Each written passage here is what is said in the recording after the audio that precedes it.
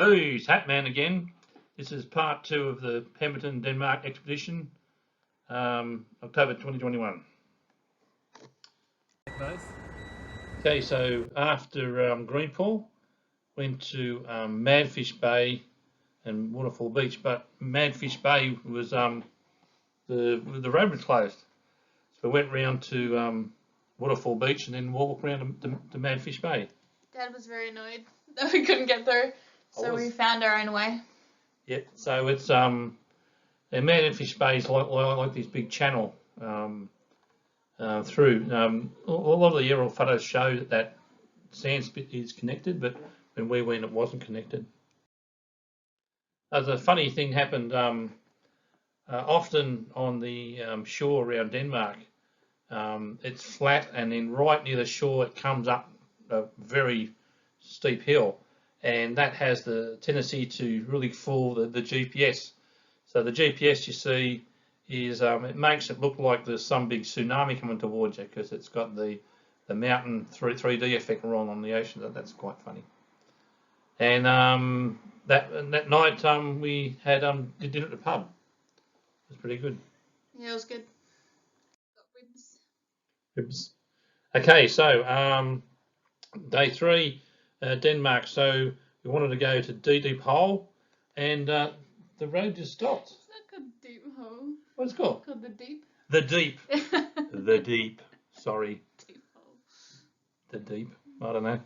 So the Deep, we couldn't get there because the road just stopped. So we ended up on the new track, and we found this 4-drive track here. Wasn't too bad, and it came to this part. So we were looking for that big blue section in the middle, but we found our way to the edge. At least we got there.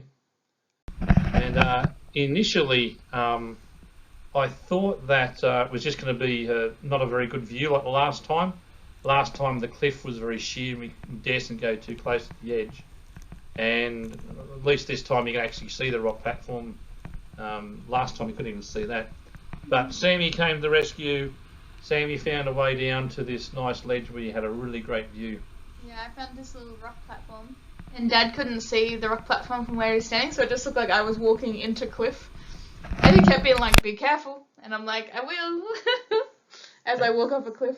And this is Sam being careful on the very edge of a cliff. Yeah, this like tree root was sticking up, so I was laid back on it. That doesn't look like a long way down, but Sam's probably, what, 120 metres from the shoreline? That's a long way down. Just hanging out. Just hanging out, yeah. It's a really nice view. It was very spectacular, wasn't it? Very pretty. Oh, very pretty. Seeing the colours, and it was really nice. Initially, I was disappointed because I thought that wasn't going into that lake, and the lake didn't exist, but it looks like it still does because it's effectively around the corner.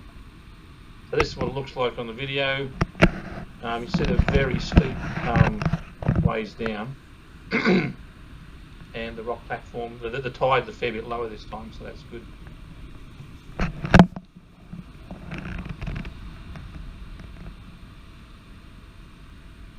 Here's the platform where Seb was. And if you look, you can only see this far, and it turns out that you still can't see that big pool we're trying to find. So that was pretty sad.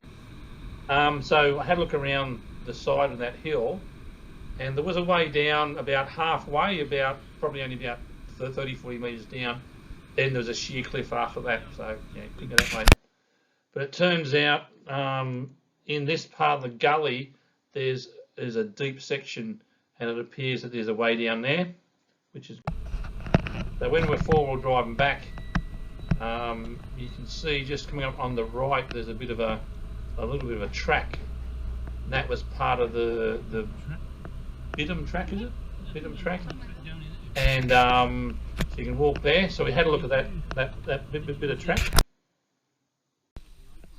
And it was a pretty good walking track. It was obviously maintained because it wasn't hard to walk along. Yeah. And we found that went close to where the valley is, and we could see the valley going down through the cliff, which is really good to see, but very thick brush around it. So you're going to need I suggested that if you're going to do it, you'd use a chainsaw just to get through it. So that was the angle. If you look at where we were, look, the angle, and that means that you actually missed seeing that pond, which is a pain in the butt because that's what we wanted to see. But the way down, we walked on that beaten track, and if you follow the dotted line, I think that would be the way down through the valley. So yet again, another adventure for another time. Yeah. Okay, so yeah, so we drove out, and what we found was there was a new track to the right of it. You can see on the left the track's very sandy. Makes no difference here because it's flat, but when you get the really steep hills, which you do get there, that solid track makes a big difference. Okay, so the last part of the day was to go to Anvil Beach. Now, the GPS kept trying to go directly, and there was some horrendous four-wheel drive to get there. Again, no, not going to happen. So we realised that, it's showing us the four-wheel driveway. We want to go on the roadway. So had to go right around to Anvil Beach on the roadway. And Anvil Beach looks like this. And the whole reason we went there was because we saw a YouTube video that said that Anvil Beach was better than Green Pool. And a bit of a spoiler alert, it's not anything like, no. In fact, it's a bit dangerous because you have the waves breaking over here, and that creates a strong current going out because the waves break over, the volume increases, it can only go out in one direction, and it just causes this strong current. We went up the far end of it where we thought was safer, and rather than nice sand, there was all this volcanic rock and mossy rock at that. Yes, it was quite slippery, wasn't it? Yeah. Sharp and slippery. Yeah, so yeah, that was a bit. So, and you can see here the waves breaking over, and the rock platform slowly sort of thinned out as it went along, and that meant that the current always pushed out. So you can see the waves starting to form as it goes there, and where we were there was very shallow too. Yeah, so that wasn't as nice as we thought it would be. If you had a very low tide and a very low swell, you might find some good spots. If it wasn't breaking over at all, causing that current going out, that'd be good. But you'd have to have really good conditions for it to be good. You see there, even though it's very shallow, you can see how strong that current is going out. So you're obviously not going to get pulled out if it's only up to like your shin. But if it's up to your stomach, you could get dragged out. Yeah, and we had to walk across a lot of shells to get to there. Yeah. It wasn't very accessible. Yeah, not very accessible. And the funny thing, there was this funny gate. When I came up to it to go to Anvil Beach, I thought, they've closed the road off. But the pole on the right, little button, you press the button, the gate's open, and they have it to stop the non-native animals going into that area and spoiling it. So that's quite cute. And the last day was Winery Day, so the last full day. And so I went to West Cape. How? You like that one? Yeah, it was good. I like that picture. I saw there's name, and I was like, I'm gonna sit on it. And my legs really hurt from the few days that we had, so I chose the easiest ladder to climb, which is conveniently in the middle. That was that one Forest Hill. Forest Hill. There was a restaurant above called Salt and Pepper, which was closed, and down below was the cellar, and it was like some fort, really thick stone walls, and the entry door was really thick. You wouldn't want to get locked in there. You'd never even break out. It was quite solidly built. And this was the duck and cheese place, and this very cute row of trees going up to it. You love the cheese. Yeah, we had lunch, just a cheese platter. Yeah, a big cheese platter. Good. Some Silver Stream wines. That's a photo from the internet. Didn't take that one, but they have that picture behind it. Very cute. Because where they have their sales is not where their vineyard is, so the map shows you where it is. And we finished the day a bit early. Thought, what can we do? We'll go back to Prawn Rock Channel, and because it was so clean and nice, and went back, and It wasn't clean and nice. It's so murky. It's almost orange. Looks not appealing to swim in. No. No, it wasn't very nice at all. So obviously there was special conditions the last time we were there.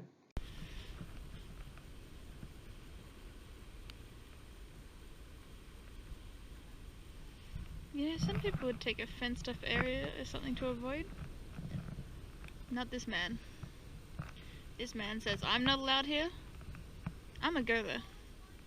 Even though it's inconvenient for me. I'm gonna get that picture.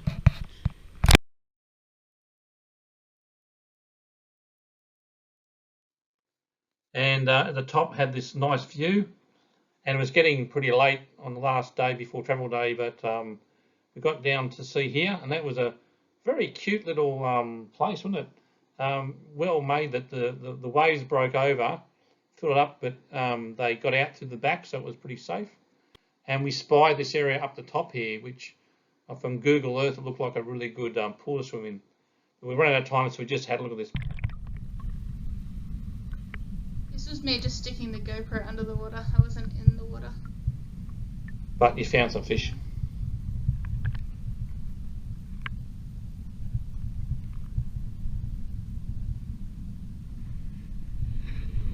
So that was our last full day there.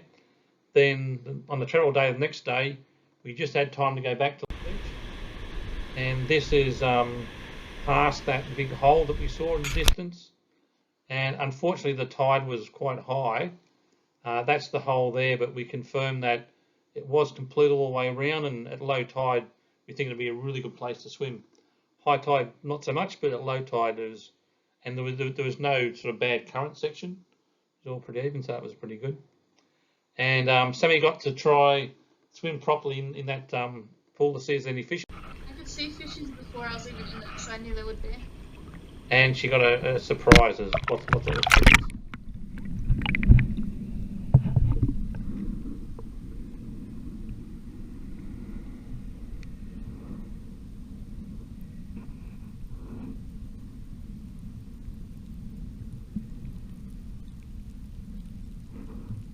You were just sitting there for a long time. I knew from above that you found some fish because you weren't moving.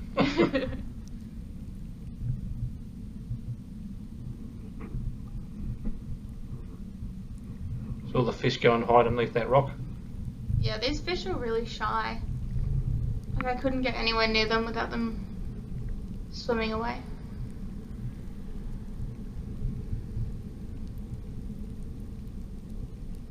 When you got real close, they all went underneath that rock.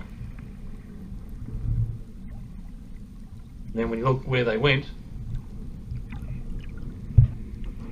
they're all now behind the rock. So many of them. A little bit of a wave come through.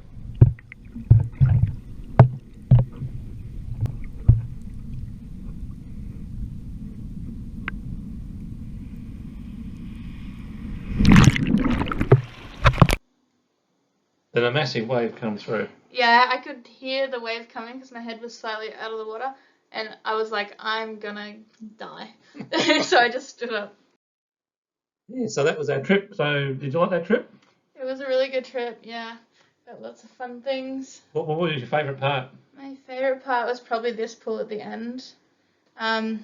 Just because there was so many fish in it, and it was like I didn't have to swim. I just put my head under and there was fish. And we were pretty tired by then, weren't we? We were very tired. Because this was your last chance to see fish, and suddenly you see hundreds of them, so you're in a really good mood. I also really liked the Gloucester. Yeah, that tree was good, wasn't it? Yeah. Okay, thanks so much. See ya.